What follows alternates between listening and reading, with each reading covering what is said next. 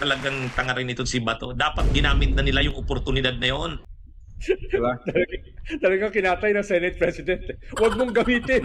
Huwag mong gamitin ang Senado para sa iyong mga ambisyon. Talagang kiniskis sa mukha eh. No?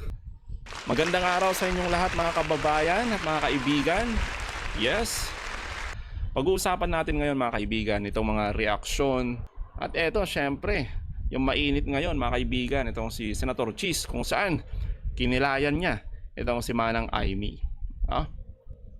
Wala ito nga mga kaibigan, no? Matapos yung matinding paninira at pambabalahura ng mga alipores ni Duterte sa ating gobyerno, lalo na sa usapin sa pag-aresto sa dating Pangulo, abay heto ang matinding birada ng mga kilalang abogado sa katangahan sa katangahan di umano ni Bato at Imee. At sino nga ba itong kawawang alipores mga kaibigan na di umano'y pinalayas sa Senado? Pag-usapan natin yan mga kabayan. So bago natin ituloy ito mga kaibigan, paki-like naman ang ating video. Maraming salamat. So ito, simulan na natin ito mga kaibigan. Ay, talagang tanga rin ito si Bato. Dapat ginamit na nila yung oportunidad na yon.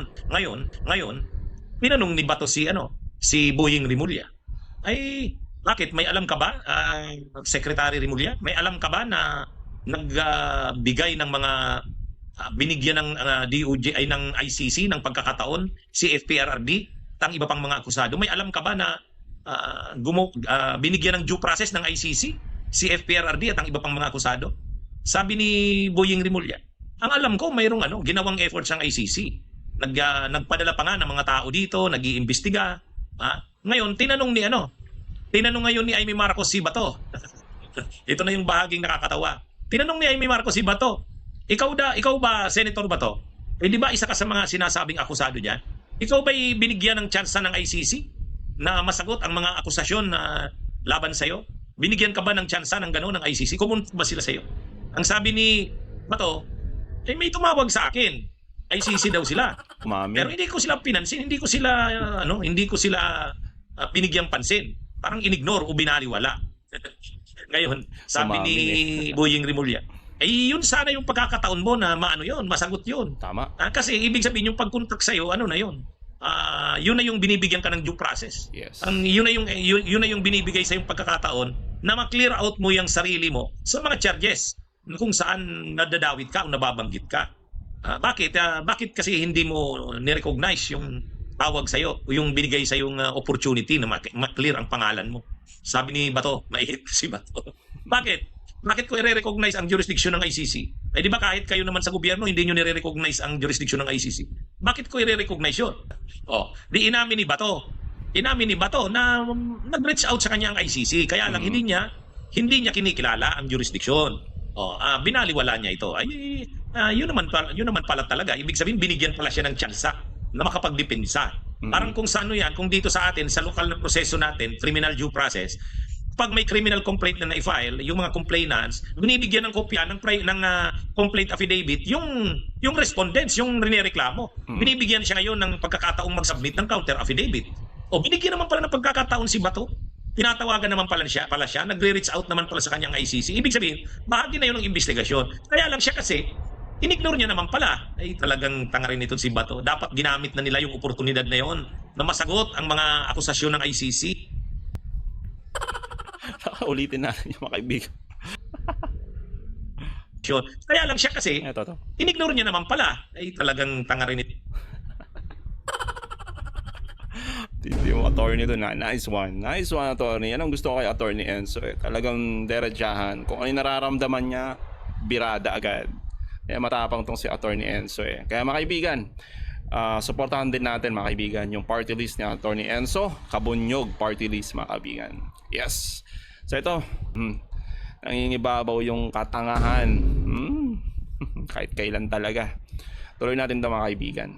Ito si Bato. Dapat ginamit na nila yung oportunidad na yon na masagot ang mga akusasyon ng ICC. Dapat ginamit na nila yon na pagkakataon na maklear ang pangalan nila. Hindi na sana umabot sa ganito kung talagang may matibay silang ebidensya na hindi totoong sangkot sila sa war on drugs na yan. Hindi totoo yung mga aligasyon sa kanila. Nasagot na sana nila yan sa simula't simula pa. Kaya lang binaliwalaan nila. Yan ang problema. Yan kasi Sigaw kayo ng sigaw ngayon ng due process, binigyan pala kayo ng pagkakataon, inignore nyo lang, pinaliwala nyo. So mahirap magsabing walang due process. Binigyan sila ng due process.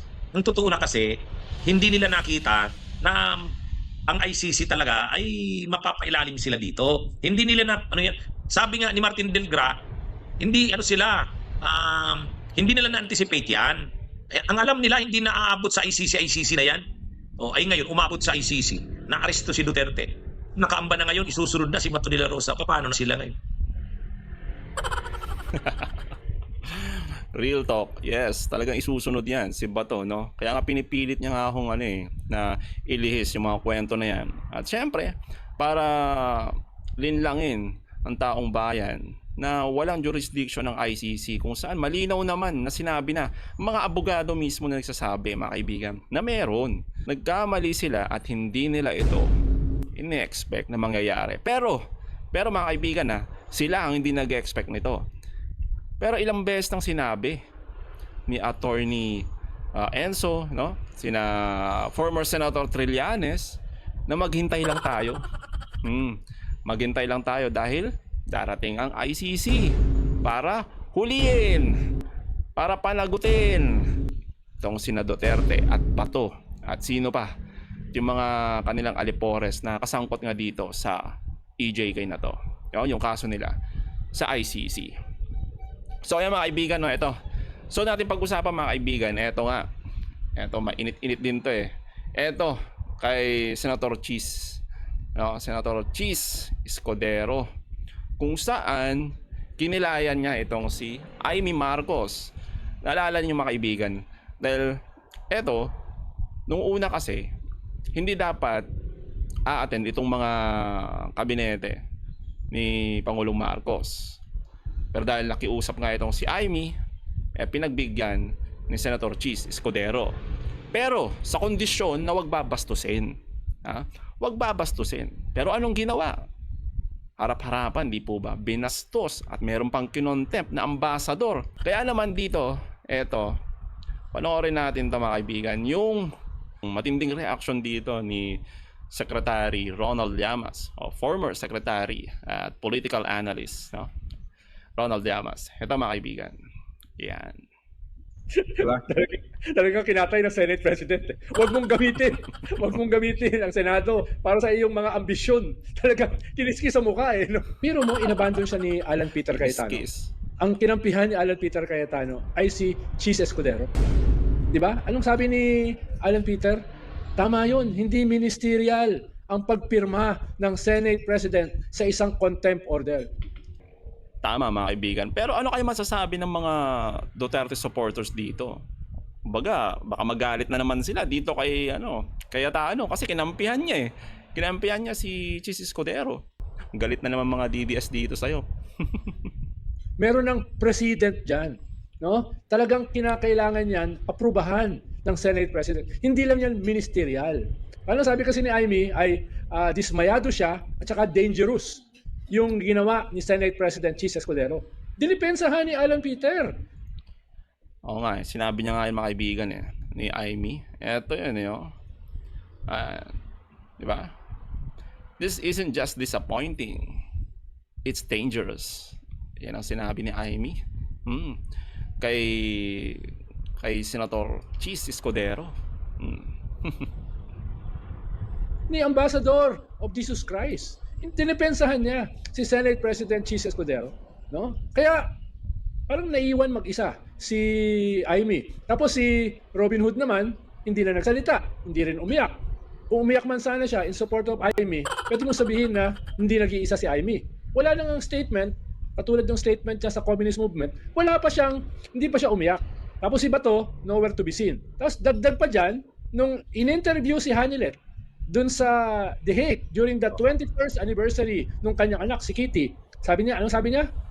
Eklay lang yan, ek lang yan. No? Sabi niya, yung Senate hearing na yan. Sabi ni Amy, hindi niya alam. Paano niya hindi alam? No? Paano niya hindi alam kung sino nagutos? No? Eklayan lang yan. Yan na yung asawa nung kanyang pinagtatanggol na ex-president. Yung asawa na mismo ang nag-put down sa kanya. At lagapak, hindi lang yung hindi lang yung bumagsak eh, talagang tinulak palagapak eh. Yung tumutunog na Ganon. pagbagsak, sino nakakampi niya? Wala. Meron, secretary. Meron makakampihan.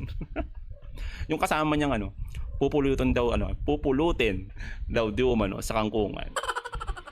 Si Bato. Yung kasama niya eh. Kasama niya dun sa sa Senado eh. Pilit na nagpapag-grandstanding, no? Hindi talaga tong mga to eh. Yun ang kasama niya. Wala siyang kakampi. Ang sabi natin, malamang meron na diyang agreement. Parang graceful exit for both sides, di ba? Yung mga executive, hindi sila i-contempt, pero dumalo sila one last time. Yung Senate committee, hindi sila mapapahiya dahil dadalo naman yung executive. Para may ganung compromise na malamang ang nag-broker yung Senate President. Di ba? Para best of both worlds. Sabi nga ni Barry, mukhang yun lang nilabag. No? McInross na line, yung Senate Committee Chair. Parang yun yung napahiya naman yung Senate President doon sa executive. Na pinadalo niya, probably on the premise na hindi kayo babastusin, compliance na dumalo kayo. Ang problema, may sariling mundo si Amy. Kaya yun, sa bagay, kung namamangka ka sa lupa, talaga may sarili ka mundo. No? Kaya yun, talagang kinatay na Senate President. Huwag mong gamitin ang Senado para sa iyong mga ambisyon. Talagang kiniskis sa mukha eh. No? So yun, malinaw mga kaibigan, no? Malinaw, kiniskis sa mukha, no? Totoo yan. Eh ito naman mga kaibigan, pakinggan naman natin to. Itong kay Attorney Barry. Itong kanyang mainit din na reaction mga kaibigan. Honestly, tingin ko wala nang impact dahil pagpabagsakan na. Diba? Pagpabagsakan na, yung gagawa ka pa para lalo ka bumagsak, hindi na impact ang tawag dun eh. Diba? Parang free fall eh. So tuloy yung free fall. At sa akin, perfect yung analogy ni Seth Ronald eh, diba? Namamangka sa lupa, diba? Kasi nowhere siya eh. Diba? Dumidikit siya ng pili dito sa kampo ng Duterte, pero mukha namang ayaw siyang tanggapin, diba? At nilalaglag pa siya publicly, diba? Hindi lang si Hanilet eh. Si Sal Panelo, agad nilaglag siya, diba? So, diba parang kung sino-sino na lang doon sa kampong yun, nilalaglag siya eh. Doon naman sa kampo na pinanggalingan niya, diba? Kampo ng kanyang kapatid, dahil sa mga ginawa niya, tinanggal siya sa slate, diba? Wala na yung So, wala rin siya makukuhang suporta on that end. So, nasaan ka, diba? Nasa ere, at ang nasa ere, diretso laglag, diretso bagsak. Diba? Yan ang nangyayari. So, at this point, ano pa ang move mo, di ba? Ginawa mo na to eh, di ba? And mukhang walang natulong. Ang sama pa nung ending, di ba? Dahil para talagang in effect, parang sinabong ka ng Senate President, di ba? Publicly, very publicly, di ba? Yun yung after pinakawalan yung tao na kinulong mo, tapos pinagalitan ka pa, di ba? So ako, ano pang saan ka papupunta from here?